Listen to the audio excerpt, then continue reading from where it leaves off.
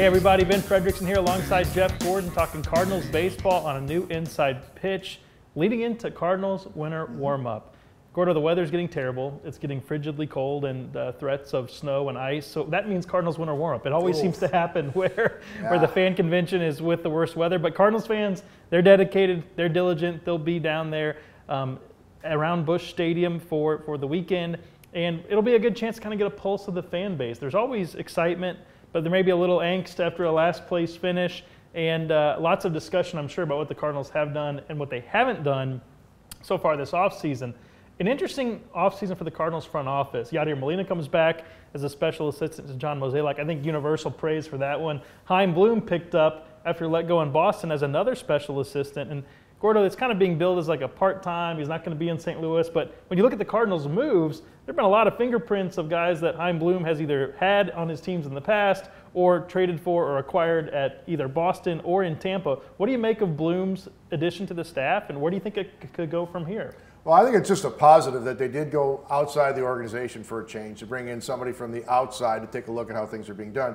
And, you know, Bloom got a bad rap in Boston because the ownership decided that we were tired of spending the money Dave Dombrowski was spending, we're going to scale back. You know, did he make great trades across the board? No, he did not. And the team struggled, and now they want to spend money, so they move on from him. He's available again.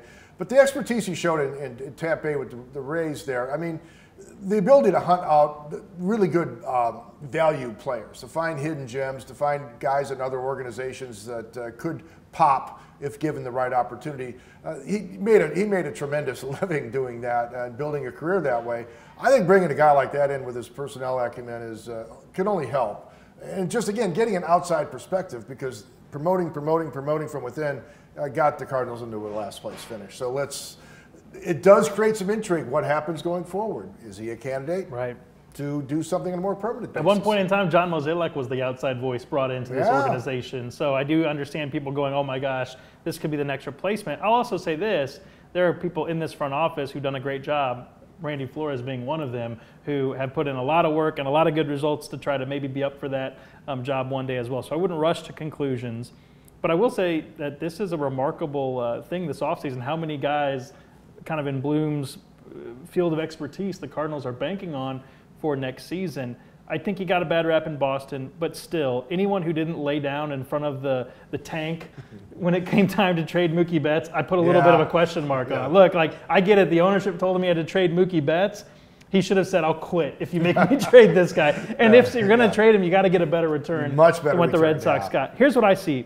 He worked in Tampa really well. It got him the shot in Boston. I think St. Louis, I've heard Cardinals fans say they got to be more like Tampa. And then I've heard Cardinals fans say they got to be all in it to win it every year like Boston. Maybe Bloom, having been in both places, having succeeded in one and not in the other, maybe he can kind of help the Cardinals kind of find their footing as they try to really kind of refresh what they've been doing, because what they've been doing so far hasn't been working lately. It's worked for a long time, but they need a little bit of a reboot, and now here he is. He's going to be at spring training. He'll be around during the regular season. Curious to see kind of how this role goes.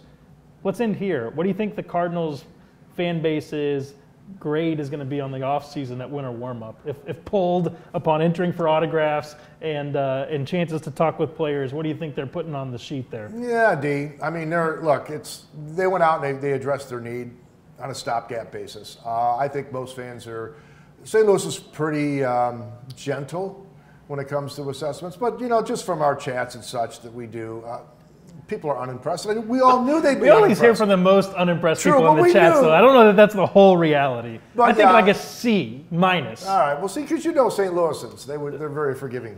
Yeah, very optimistic. So are we. You know, we're really. But just add one more starter. Find a guy on a pillow deal, bounce back candidate. Go get that one starter and surprise everybody. I think most people will be in the B+, A- camp. That's all it takes to make Gordo such a ray of sunshine. This guy. I'm optimistic. Hey, spring is right around the corner. Stay warm at winter warm up. Travel safe. We'll see you down there. For Jeff Gordon, I'm Ben Frederickson. We'll talk to you next time.